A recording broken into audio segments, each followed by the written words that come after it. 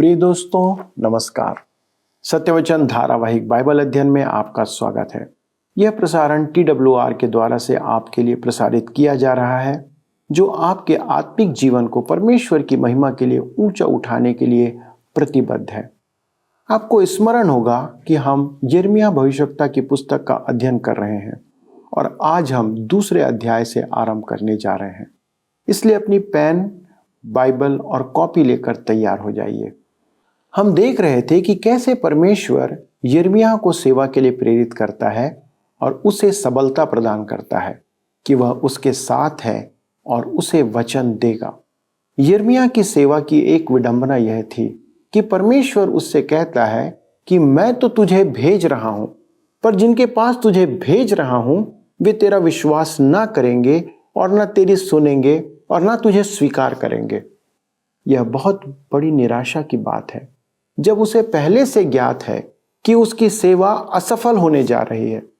दोस्तों, यदि आपको मालूम हो कि जिस काम को आप कर रहे हैं वह अंत में असफल होने वाला है, तो आप ना तो उस काम को करेंगे, ना ही आपका मन उसमें लगेगा। परमेश्वर की सेवा ऐसी ही है दोस्तों। यह निराशा की बात नहीं है, पर हमारे समर्पण की बात है, परमेश्वर की आज्ञा मानने की बात है। चलिए देखते हैं कि परमेश्वर इन परिस्थितियों में क्या कहता है और ऐसा क्यों करता है। आइए अपना अध्ययन आरंभ करें। मित्रों, आइए आज हम अपने अध्ययन में आगे बढ़ते हुए यिर्मयाह की पुस्तक उसके अध्याय 2 से अध्ययन को जारी रखें, जिसका विषय है यहूदा पर 2 गुना दोषारोपण। पहले अध्याय में हमने यिर्मयाह की बुलाहट और उसका भेजा जाना देखा। परमेश्वर ने उसे युवावस्था में ही बुला लिया था, 20 वर्ष की आयु में। उस समय योशिय्याह राजा भी 21 या 22 वर्ष का ही था। इस प्रकार इस्राएल देश में 2 युवक थे, एक राजा और एक भविष्यद्वक्ता। यिर्मयाह स्पष्ट कहता है कि वह इस बुलाहट के न तो योग्य था और न ही सक्षम था। वह सोचता था कि वह भविष्यद्वक्ता के पद के योग्य नहीं था और उसने इससे बचने का बहाना बनाया। परमेश्वर ने उसे आश्वासन दिया कि वह उसके मुंह में अपने वचन डालेगा, अतः उसकी वाणी में परमेश्वर के शब्द होंगे। मेरे मित्रों, अध्याय 2 से अध्याय 6 यिर्मयाह के सेवाकाल के प्रथम 5 वर्षों का वृतांत है। उसने योशिय्याह के राज्यकाल के 13वें वर्ष में भविष्यवाणी की सेवा आरंभ की थी। ये संदेश उन 5 वर्षों के हैं जिन वर्षों के बाद मंदिर में मूसा की व्यवस्था पाई गई थी। अध्याय 7 से 9 के संदेश मंदिर के शोधन तथा मूसा की व्यवस्था के पाए जाने के विषय में है, जो योशिय्याह के राज्यकाल के 18वें वर्ष की घटना है। अध्याय 10 से 12 में व्यवस्था की पुस्तक के पाए जाने के बाद के संदेश हैं। हम देखेंगे कि जागृति ईश्वरीय परिवर्तन ही था, क्योंकि परमेश्वर के वचन पर उचित ध्यान नहीं दिया गया था। मेरे मित्रों, हमें स्मरण रखना है कि जब तक परमेश्वर के वचन का उचित ध्यान न दिया जाए, तब तक सच्ची जागृति नहीं आएगी। इतिहास के इस युग के विषय अंतर्दृष्टि प्राप्त करने के लिए हमें भविष्यवाणी की पुस्तकों के साथ साथ इतिहास की पुस्तकों का अध्ययन भी करना आवश्यक है। अतः हम यिर्मयाह के संदेश को इतिहास में यथासंभव संयोजित करने के लिए दूसरे इतिहास की पुस्तक अध्याय 34 भी पढ़ेंगे। आइए हम पढ़ते हैं। दूसरा इतिहास की पुस्तक 34 अध्याय उसके 1 से 8 पद में लिखा है, जब योशिय्याह राज्य करने लगा तब वह 8 वर्ष का था और यरूशलेम में 31 वर्ष तक राज्य करता रहा। उसने वह किया जो यहोवा की दृष्टि में ठीक है और जिन मार्गों पर उसका मूल पुरुष दाऊद चलता रहा, उन्हीं पर वह भी चला करता था और उससे ना तो दाहिनी ओर मुड़ा और ना बाईं ओर। यहाँ एक आश्चर्यजनक राजा है जो इस्राएल में उस समय राज्य कर रहा था जब यहूदा की संध्या हो रही थी। आगे पद 3 में लिखा है, वह लड़का ही था, अर्थात उसको गद्दी पर बैठे 8 वर्ष पूरे भी न हुए थे कि अपने मूल पुरुष दाऊद के परमेश्वर की खोज करने लगा और 12वें वर्ष में वह ऊंचे स्थानों और अशेरा नाम मूर्तों को और खुदी और ढली हुई मूर्तों को दूर करके यहूदा और यरूशलेम को शुद्ध करने लगा। यिर्मयाह की सेवा के प्रथम 5 वर्ष इसी समय के हैं। पद 4 से 8 में आगे लिखा है, बाल देवताओं की वेदियां उसके सामने तोड़ डाली गई और सूर्य की प्रतिमाएं जो उनके ऊपर ऊंचे पर थी उसने काट डाली और अशेरा नामक और खुदी और ढली हुई मूर्तों को उसने तोड़कर पीस डाला और उनकी बुकनी उन लोगों की कब्रों पर छितरा दी जो उनको बलि चढ़ाते थे। उनके पुजारियों की हड्डियां उसने उन्हीं की वेदियों पर जलाई। इस प्रकार उसने यहूदा और यरूशलेम को शुद्ध किया। फिर मनश्शे, एप्रैम और शिमोन के वरन नप्ताली तक के नगरों के खंडहरों में उसने वेदियों को तोड़ डाला और अशेरा नाम और खुदी हुई मूर्तों को पीसकर बुकनी कर डाला और इस्राएल के सारे देश की सूर्य की सब प्रतिमाओं को काटकर यरूशलेम को लौट गया। फिर अपने राज्य के 18वें वर्ष में जब वह देश और भवन दोनों को शुद्ध कर चुका, तब उसने असल्याह के पुत्र शापान और नगर के हाकिम मासेयाह और योआहाज के पुत्र इतिहास के लेखक योआह को अपने परमेश्वर यहोवा के भवन की मरम्मत कराने के लिए भेज दिया। इसी समय शोधन और पुनरुद्धार के काम में हिल्किय्याह नामक महायाजक ने मूसा की व्यवस्था की पुस्तक पाई। उस युग में शायद व्यवस्था की 2 ही प्रतियां थी, एक राजा के लिए और एक महायाजक के लिए। योशिय्याह के राजगद्दी पर बैठने से पूर्व यहूदा योशिय्याह के दादा और पिता आमोन के अधर्मी शासन के अधीन पतन के गर्त में पहुंच चुका था।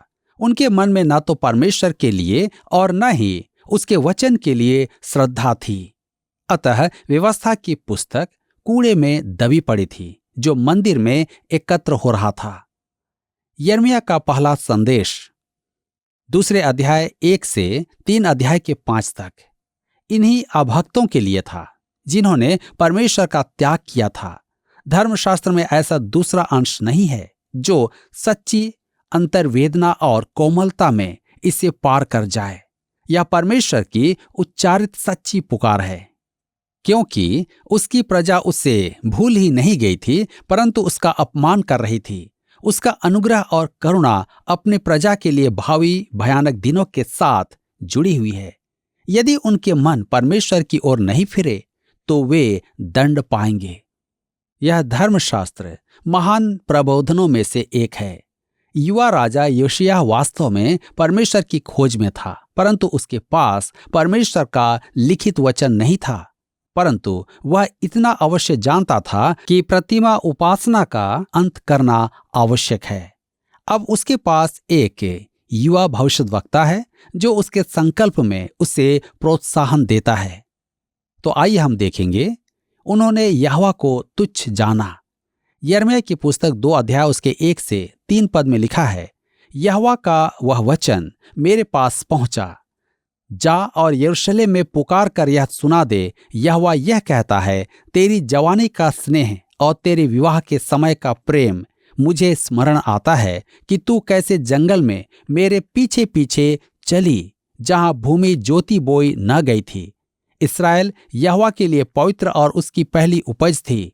उसे खाने वाले सब दोषी ठहरेंगे और विपत्ति में पड़ेंगे। यहोवा की यही वाणी है। मेरे मित्रों, परमेश्वर एक अति उत्तम काम करता है। वह इस्राएल से निवेदन करता है कि वह उस मनोहर समय को स्मरण करे जब वह उन्हें मिस्र देश से निकाल कर लाया था। उस समय उनके संबंध उसके साथ कैसे थे? वे रात में आग के खंभे और दिन में बादल के खंभे के पीछे कैसे चलते थे? उस भयानक जंगल में उन्होंने परमेश्वर को खोजा। परमेश्वर उन्हें वही याद दिला रहा था। अब जब परमेश्वर ने उन्हें आशीषें दी और अच्छा स्थान दिया तो वे उससे दूर हो गए। होशे उत्तरी राज्य के लिए कहता था, अपने सुविधाजनक और परिष्कृत समाज में उन्होंने परमेश्वर को त्याग दिया। जीवित परमेश्वर को छोड़कर वे प्रतिमा आराधना में लग गए। आगे हम देखते हैं, मुझे स्मरण आता है। वे तो परमेश्वर को भूल गए थे, परंतु परमेश्वर कहता है कि वह उन्हें स्मरण करता है। परमेश्वर कैसा अनुग्रहकारी है। उसके मन की पुकार सुने। इस्राएल यहोवा के लिए पवित्र और उसकी पहली उपज थी। क्या तुम्हें स्मरण नहीं कि तुम उस समय कैसे थे? तुम मेरे थे, तुम मेरे पीछे चल रहे थे और मेरी अगुवाई में रहते थे। तब आगे लिखा है यिर्मयाह 2:4 में, हे याकूब के घराने, हे इस्राएल के घराने के कुलों के लोगों, यहोवा का वचन सुनो। यद्यपि उत्तरी राज्य में 10 गोत्र अशूरों द्वारा बंदी बनाकर ले जाए जा चुके थे, परंतु वे अब भी वहां थे। वे भटकते हुए इंग्लैंड या अमेरिका नहीं पहुंच गए थे। वह याकूब के घराने और इस्राएल के सब परिवारों को संबोधित करता है। प्रसंगवश वे आज भी वही हैं। यद्यपि वे उस समय अशूरों के दासत्व में थे, परमेश्वर का संदेश उनके लिए भी था। यिर्मयाह 2:5 में लिखा है, यहोवा यूं कहता है, तुम्हारे पुरखाओं ने मुझ में कौन सी ऐसी कुटिलता पाई कि मुझसे दूर हट गए और निकम्मे वस्तुओं के पीछे होकर स्वयं निकम्मे हो गए।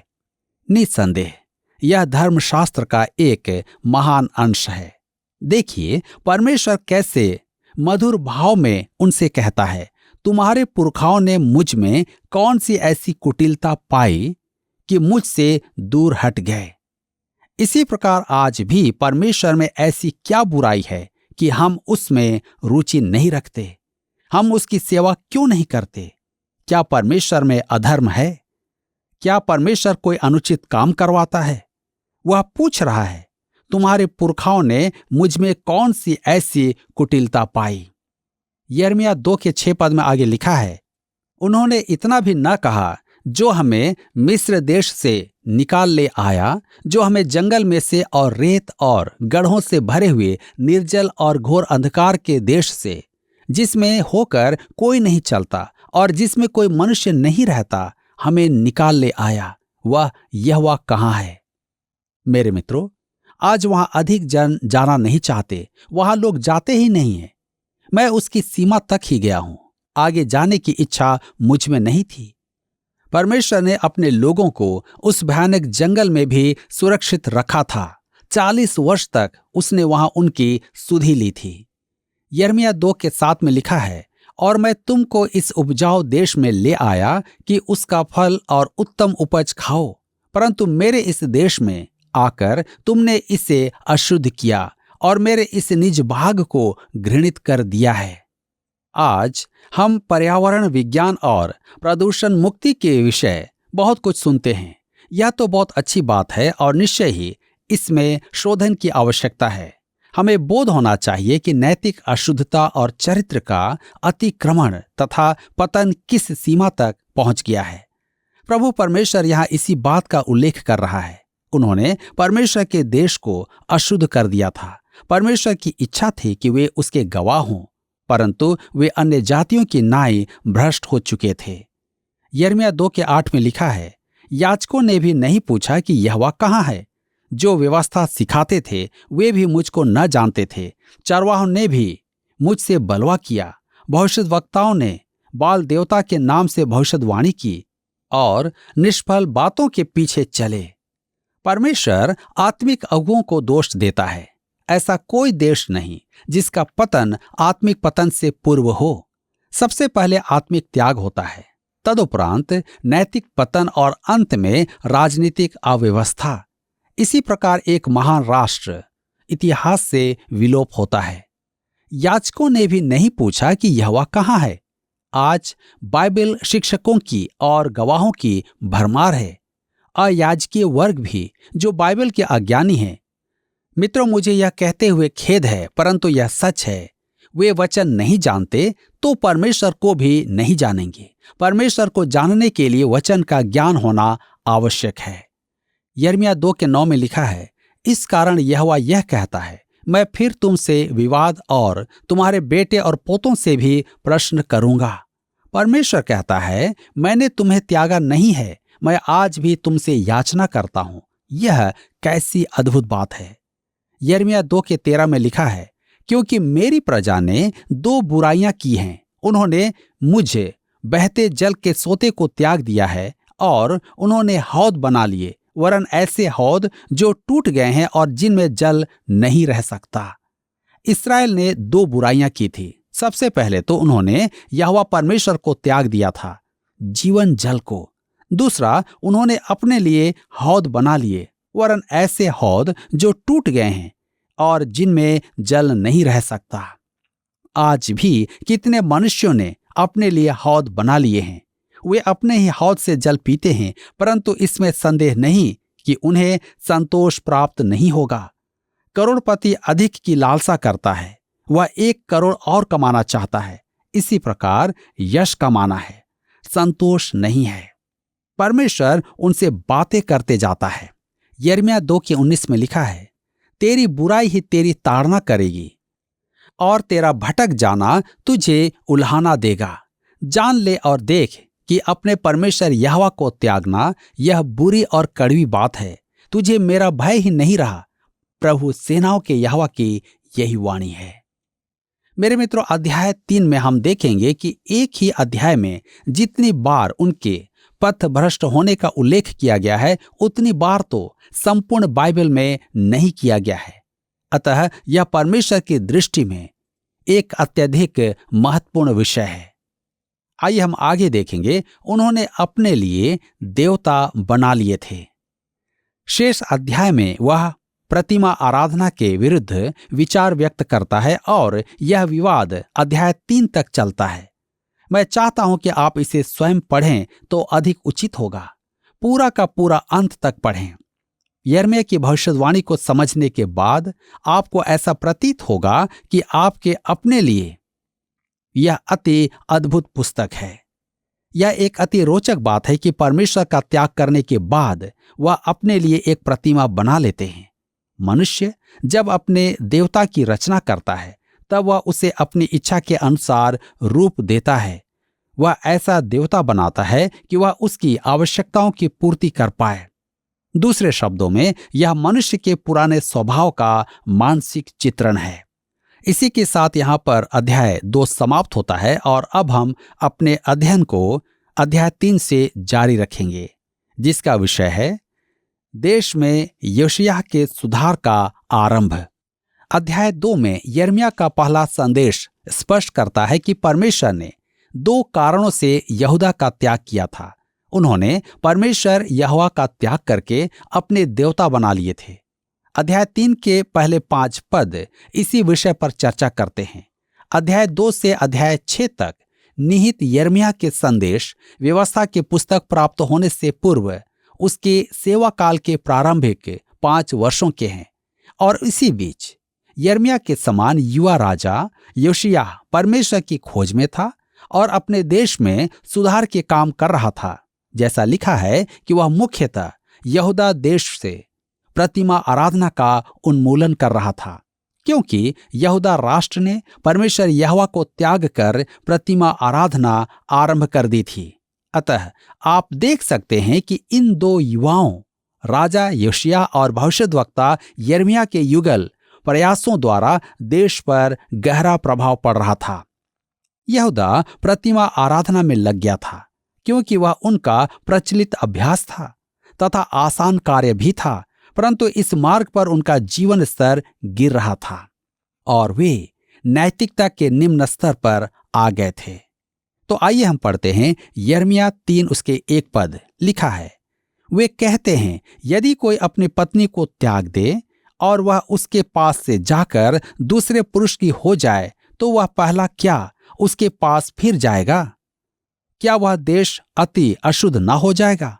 यहोवा की यह वाणी है कि तूने बहुत से प्रेमियों के साथ व्यभिचार किया है, क्या तू अब मेरी ओर फिरेगी?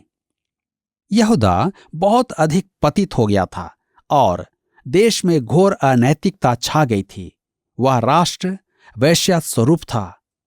तथापि परमेश्वर उनसे लौट आने का आग्रह करता है।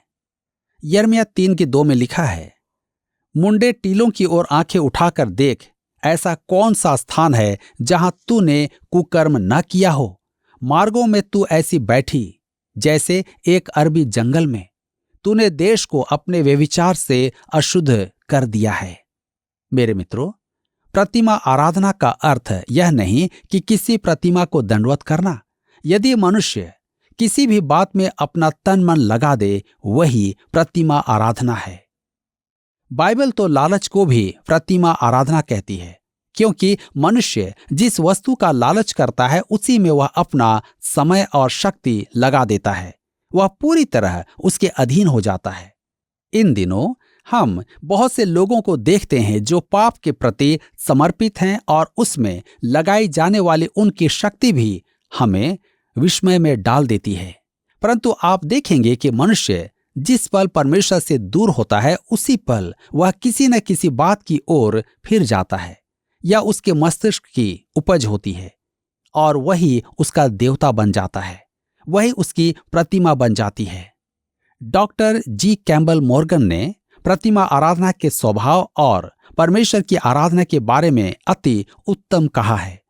मनुष्य अपने स्वभाव के अनुरूप एक देवता की रचना करता है, तब वह अपने ही भूल चूक का एक बड़ा रूप तैयार करता है। इसके अतिरिक्त जब वह अपने लिए एक देवता तैयार कर लेता है तो उसकी मांग मनुष्य के पुराने स्वभाव की ही होती है। मनुष्य उन देवताओं के साथ निष्ठा निभाता है जो उससे वही चाहते हैं जो उसके अपने मन की लालसाओं से अलग ना हो। मेरे मित्रों, परमेश्वर मनुष्य को बुलाता है तो उसकी बुलाहट पवित्रता के लिए परमेश्वर की है, शुद्धता के परमेश्वर की है, प्रेमी परमेश्वर की है, और वह चाहता है कि मनुष्य उसके ऊंचे स्तर तक आ जाए। परमेश्वर मनुष्य के भ्रष्ट स्तर पर आकर निर्वाह नहीं कर पाएगा। वह मनुष्य की भ्रष्ट, अशुद्ध और दुष्ट कामनाओं से प्रसन्न नहीं होता है। वह मनुष्य को ऊंचा उठाना चाहता है जब तक कि वे सिद्धता की चरम सीमा में उसकी पवित्रता की समानता में ना आ जाएं। परमेश्वर मनुष्य को बुलाता है तो पहले वह शुद्ध, तब शक्ति की, पहले पवित्र, तब हर्ष की, पहले धार्मिकता, तब आनंद की बात करता है। मेरे मित्रों, क्या आज आप उस परमेश्वर के पास आने के लिए तैयार हैं? क्या आप चाहते हैं कि वह आपको शुद्ध करे, पवित्र करे, आपके जीवन में आनंद दे? यदि हां, तो आज ही आप निर्णय लें और प्रभु यीशु के पास आ जाएं। परमेश्वर आप सबको इस वचन के द्वारा आशीष दे। प्रिय मित्रों, आज हमने परमेश्वर का एक अति उत्तम स्वभाव को देखा और जाना। परमेश्वर जानता था कि इस्राएल के लोग उसे छोड़कर दूर हो गए थे। वे परमेश्वर की आज्ञा के विपरीत कार्य कर रहे थे। तब परमेश्वर अपने हृदय की वेदना और दुख को यिर्मयाह के द्वारा प्रकट करता है। दोस्तों, वह था उसका प्रेम, उसकी चिंता, उसकी करुणा। परमेश्वर हमें कभी भी नहीं छोड़ता। वह अपने प्रेम को बदलता नहीं है। भले ही इस्राएल की स्थिति एक धोखा देने वाली पत्नी के समान थी, फिर भी वह अपने प्रेम के कारण उसके पास जाता है और उन्हें लौट आने के लिए संदेश भेजता है। संसार के लिए और सारे मनुष्यों के लिए परमेश्वर का प्रेम ऐसा ही है। आप कितने भी पापी क्यों ना हो, आप चाहे परमेश्वर से कितने भी दूर क्यों ना हो, पर परमेश्वर आपके लौट आने की राह देखता रहता है। आज क्या आप अपने परमेश्वर से दूर हैं दोस्तों? क्या आपने परमेश्वर की नैतिक आज्ञा को तोड़कर उसे धोखा दिया है? क्या आप उन कामों में लिप्त हैं जिनसे परमेश्वर घृणा करता है? तो आज आपके लिए एक शुभ संदेश है कि परमेश्वर आज भी आपसे प्रेम करता है और आपका इंतजार कर रहा है। क्या आप उसके पास लौटना चाहते हैं मित्रों? एक ऐसा परमेश्वर जो आपके सारे गुनाहों को, सारी गलतियों को माफ करके आपको अपनाना चाहता है। तो आज अभी उसके पास आ जाइए, प्रार्थना में अपने आप को समर्पित करिए और जानिए कि वो कैसा प्रेमी परमेश्वर है। आइए प्रार्थना करें। स्वर्गीय पिता, हमारे उद्धारकर्ता यीशु के नाम से आज फिर से विनती करते हैं, जब ये वचन आपने हमें दिया, इसके द्वारा बहुत से लोगों ने आपको जाना और उन्होंने इस बात को याद किया और समझ गए कि वे पाप के द्वारा आपकी आज्ञाओं का उल्लंघन करते आ रहे हैं। परंतु आज प्रभु आपकी आत्मा ने उनके हृदय को इस बात के लिए कायल किया है कि वे आपके तरफ आए। हमारी विनती है पिता, इन सभी दर्शकों के लिए जो इस समय हमारे इन वचनों को सुन रहे हैं, प्रभु आपका आत्मा उनके जीवन में कार्य कर रहा है। प्रभु उन्हें निर्णय लेने की सामर्थ्य दे कि वे आज आपके तरफ, आपके निकटता में आ जाएं और अपने सारे पापों की क्षमा प्राप्त करें। प्रभु उनके जीवन के लिए आज एक अद्भुत दिन और एक अद्भुत समय हो कि वे अपने उद्धारकर्ता को जाने और उसे पहचाने। विनती को सुनने के लिए प्रभु यीशु क्रिस्ट के नाम से आपको धन्यवाद देते हैं। आमीन। प्रिय दोस्तों, यदि आपने आज पहली बार प्रभु यीशु मसीह के बारे में सुना और उसे जाना और आपने इस बात को भी स्मरण किया कि आपने पाप में अब तक जीवन जिया है, और यदि आपने अपना जीवन परमेश्वर को समर्पित किया है और हमसे इस बात को साझा करना चाहते हैं, तो कृपया हमसे संपर्क करें और हमें अपनी कहानी लिख भेजें ताकि हम दूसरों के साथ इसे साझा कर सकें। अगले प्रसारण में इस अध्ययन को आगे बढ़ाएंगे। तब तक परमेश्वर के वचन में बने रहें और उससे प्रेम करते रहें। प्रभु आपको आशीष दे।